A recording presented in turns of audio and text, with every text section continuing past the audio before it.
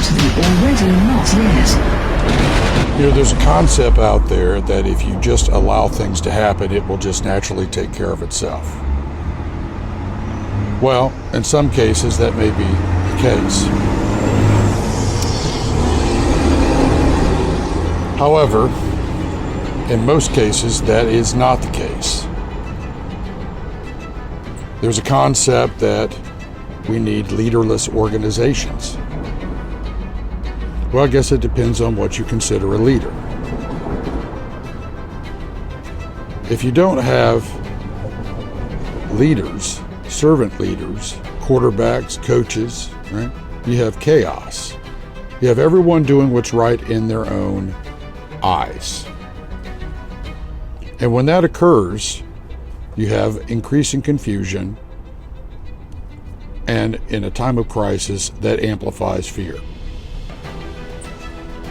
The country needs a vision for it. If you didn't need leaders, you wouldn't have a government. Now consider what I'm telling you. You have to have leadership to move things forward. Now, the kind of leadership is important. Servant leadership, self-sacrificing leadership, well, that's a big deal. When you look at the paradigm that we're in, one of the things that I always hear from citizens and from people talking about what's going on at work, what's going on in government, right?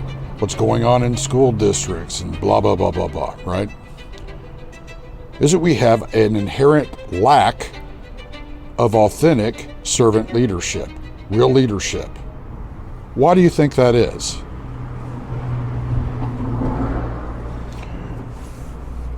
Why do you think it is that we have a population that desires leadership in an authentic way? And we have so many books and so many people talking about leadership, but we have so little actual, authentic, real leadership. What does that bring about in society? It brings about distrust, risk aversion from fear, and it creates a great deal of confusion, which fuels all the above, right? Fuels all the above. And it creates ultimately chaos. And all of those things exponentially increase entropic effects on the totality of the whole. Because you live in an interconnected system of systems, an ecosystem of ecosystems. Okay? So there's also a bad notion out there that things are moving so fast that we need to throw out the whole concept of strategic planning. No, you need to adapt and change how you do your strategic planning. If you live only in the tacticals, you're a slave to the tacticals, and you'll never get out of the tactical. The swamp of the tacticals only gets more complex and more swampy, and more difficult to traverse, much less extract yourself from, if you don't have an integrated strategic adaptive plan where the tacticals, the actionables, fit within a framework where the two work together. That is a very, very important thing to think about. That's why I often tell people, when you're doing a strategic plan, you need to bring the people that have to lead the tactical operation of it into the room and cross-train them so that the tactical folks understand, right? The tactically minded and the planners at the tactical level understand the strategic necessity of why they're doing what they're doing, and you want them to do what they're doing. And the strategic planners need to understand the complexities and realities at the tactical level. By cross-training them, you bring them together and they have a greater understanding and respect for one another's roles, and how they work together. Okay? Same thing applies, right, to how we bring about and look at plans for a country, for our nation, policies. Just because somebody has a great sounding policy when it's standing alone, if you haven't thought it through and gamed it out, if you put that policy into place, you may find out that that policy, right, is going to cause more problems than it's going to solve because it was not properly thought out and put into its correct context within the strategic framework overall. Likewise, you can have great gigantic strategic plans and not have thought out the tacticals, and it's completely lacking in actionable tactical operational usage. So it's how you do things. It's how you bring people together to do them, how you inspire them, empower them, equip them, right? Encourage them, and support them. That's an ongoing role. And that's why exempling that in leadership is so important. From top to bottom and bottom to top. There's so many folks that want to be a leader, but their intent, right, the reason why they're doing it is inherently incongruent with actually being the leader they desire to be. They may think they have the skills. They may think they have the knowledge. They may think they have the abilities. And in some cases, they may have raw talent that hasn't been developed. And in other cases, they may have none of the above. So how you raise people up into leadership positions is incredibly important. You cannot do it in a half-measured way, right? No one is entitled to be in leadership.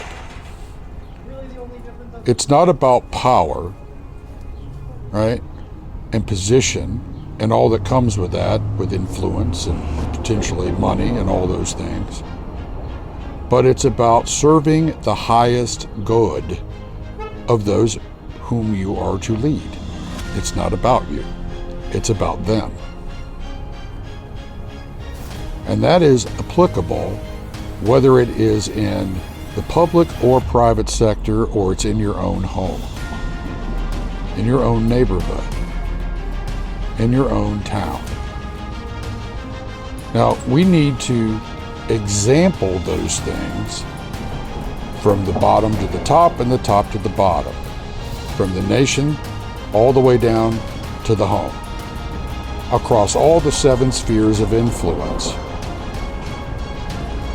We need to look out for the highest good of others without becoming codependent and corrupting that goal and the objectives thereof. And we also need to know when it is that we need to be firm and not just try to cajole people passively into doing things, but to actually be a little more aggressive and firm without being heavy-handed and getting them there. And in the very rare cases, sometimes if you've got a big problem and it exhausted everything else, sometimes the best thing to do and a matter of last resort is to remove those problems, remove those people, or discipline them in a manner which they can learn from the discipline. And if they refuse to learn from the discipline, then they have to be removed. There are always opportunities to learn. There are always opportunities to grow. And there are always opportunities for us all to learn from one another, whether we're a leader or whether we're following leaders. Everybody has something to contribute. The servant leader, his role or her role is to raise people up, have the discernment to see what they're capable of, and the wisdom and the courage to help bring that out of them. Kind of like a master gemstone cutter, right? Knows exactly where to make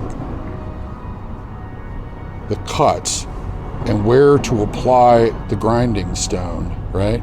To bring out all the facets of that diamond or that gemstone and the color and the beauty of it. Then it's set into its place, right? Only then, once it's ready, it's prepared, it's put into its setting. So I want you to consider that. I want you to consider how it is you can inspire others, regardless of your official position, your status in life, where you came from socially, economically, politically, whatever.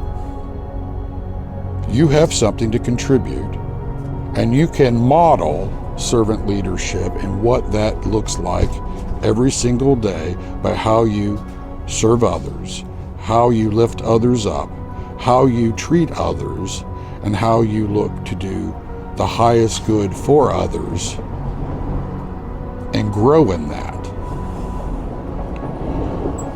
You see, we have a deficit of encouragement, inspiration, humility, and courage in the face of fear, and clarity in the face of confusion.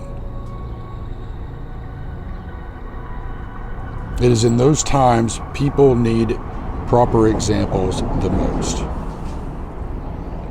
This is not about gender, race, politics, or any of that mess. It's about people.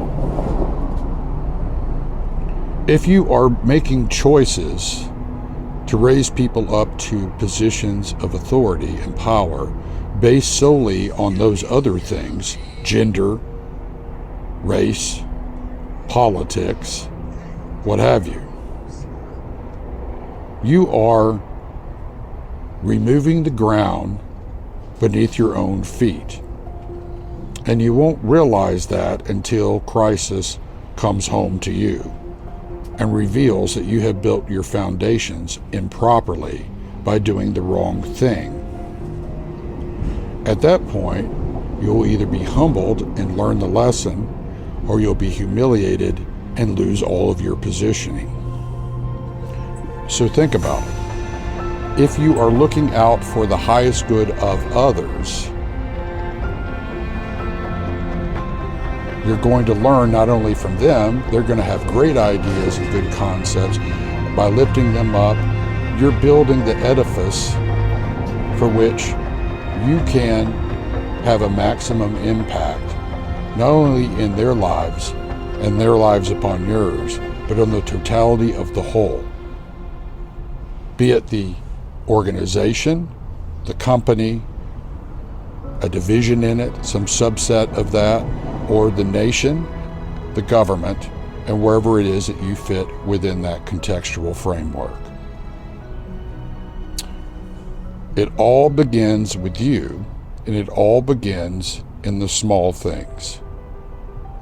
If you're not willing to do the small things to encourage people around you and to lift others up around you, you're not going to do it when you get more power, more prestige, more wealth, more influence, and more authority. That means if you get those things and you haven't got that proper foundation, all those things will do is fuel your pride, and your pride will ultimately create the conditions for your downfall and your humiliation. Now, there's a reason why I say as it is for people, so too it is for the nation and the nations. So consider that in terms of what we're trying to do and what I'm trying to get you to think on, and how we can stop the downward trajectory of our country, bring people together and mitigate the divisions, and how everybody, every person in this country should and can play a role, and how we have failed to mobilize that in everybody by balkanizing, tribalizing, and creating conditions where we are divided and allowing others to exploit that, who care nothing about how the nation actually is, because it's all about them. I'll continue this talk, continue these talks and ideas and concepts that I think provide a framework and a foundation for us to move forward with America Next and the T3I program.